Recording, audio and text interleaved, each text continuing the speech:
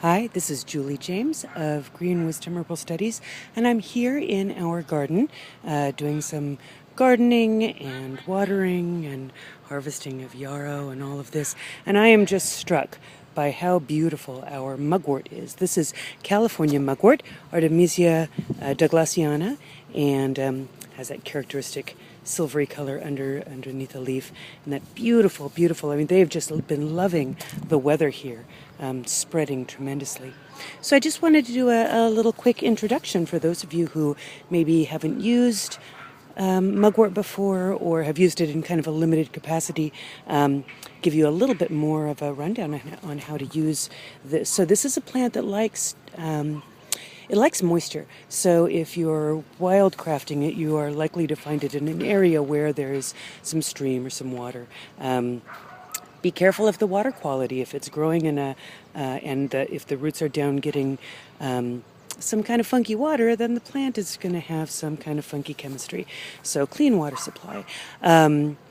We planted the mugwort right next to, right there, you'll see that is Anemopsis californica, yerba mansa, very rapidly spreading. See those red little runners? Those are looking for new space to grow plants. And as you see on the node here, you see a little baby plant growing. Can I get that in focus?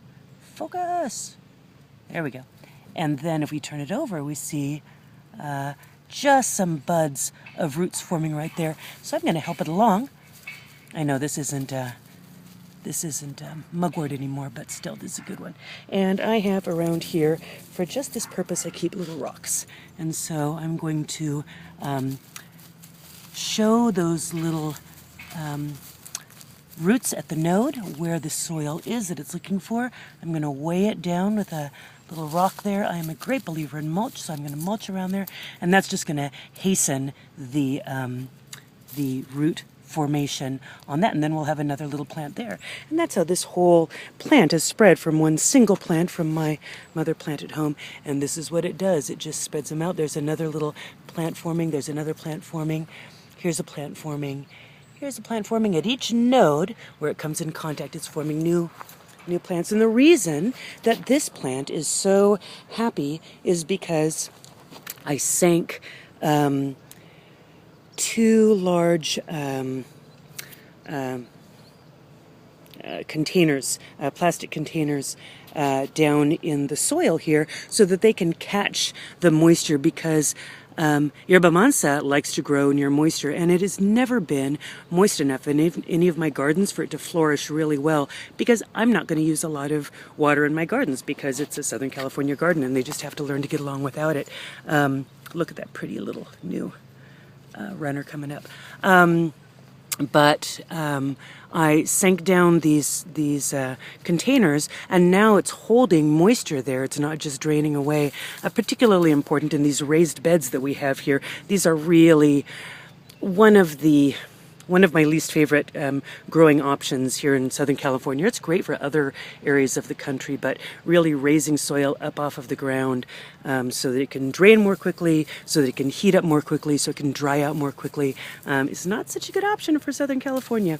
Yet another gardening tip that came from the East Coast, and we just kind of adopted it without really thinking it through. Anyway, that is also not the focus of this video. We're going back to mugwort. So mugwort grows right next to these sunken pots that we have here to feed the yerba mansa. The mugwort is getting kind of some of that spillover, and it's making the mugwort very happy too. So our mugwort, our California native mugwort, is a much more bitter plant than the Artemisia vulgaris, the European mugwort, the mugwort that is generally more common, the mugwort of commerce, is less bitter and less aromatic than ours. I really like the bitter aromatic quality of our native mugwort. So it can be used pretty much interchangeably with with mugwort, with the European mugwort, you just have to realize that the flavor and the effect is considerably stronger, and so adjust it accordingly, especially if you're used to making like teas or beers or soups with, maybe you use the Korean mugwort. Korean mugwort does not taste like California mugwort, and if you throw a couple of leaves of this into your soup is going to be incredibly bitter. It's a good bitter though, so try, take a little piece of this and just break it off and try it. And yes, it's very, very bitter, but look at the flavors beyond that and taste the kind of the clean, intense bitterness of it and the aromatics behind it. And really you can start to develop quite a fondness for these bitter flavors of certain bitter plants.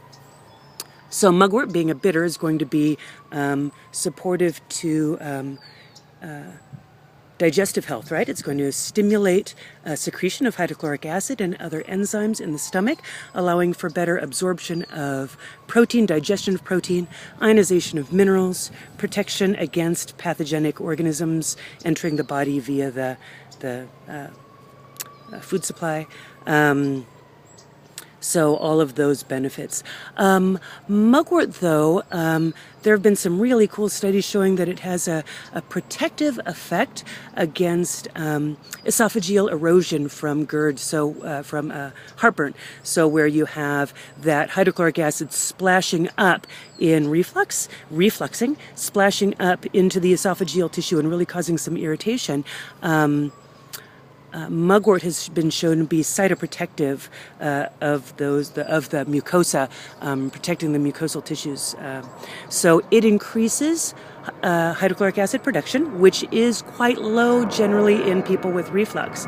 So there's a lot of complexity in reflux. It's not simply a case of too much acid. There's a lot more going on there, and so if you have reflux and you want to start treating it, go to sorry about the plane overhead.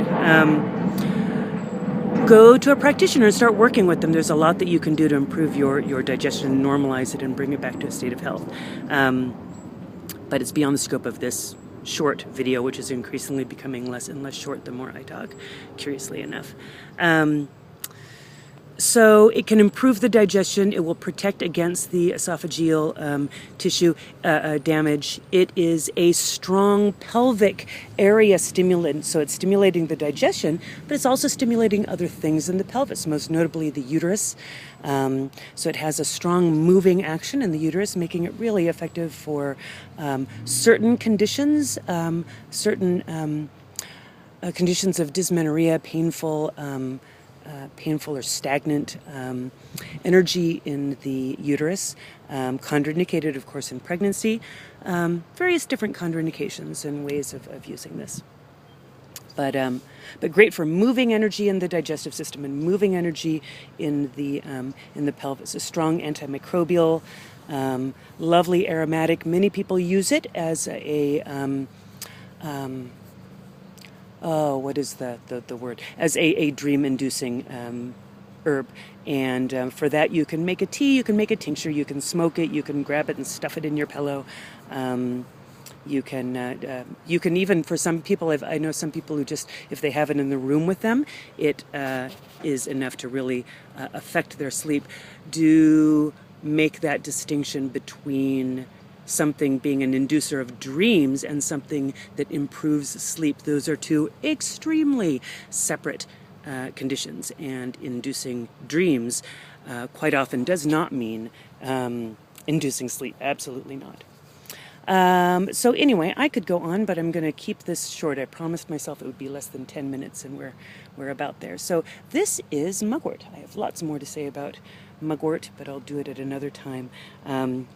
Hope you enjoyed the day in the garden, especially those of you on the East Coast where it's kind of snowy and cold right now. Neener. And I will talk to you soon. Thanks for joining me in the garden. Bye-bye.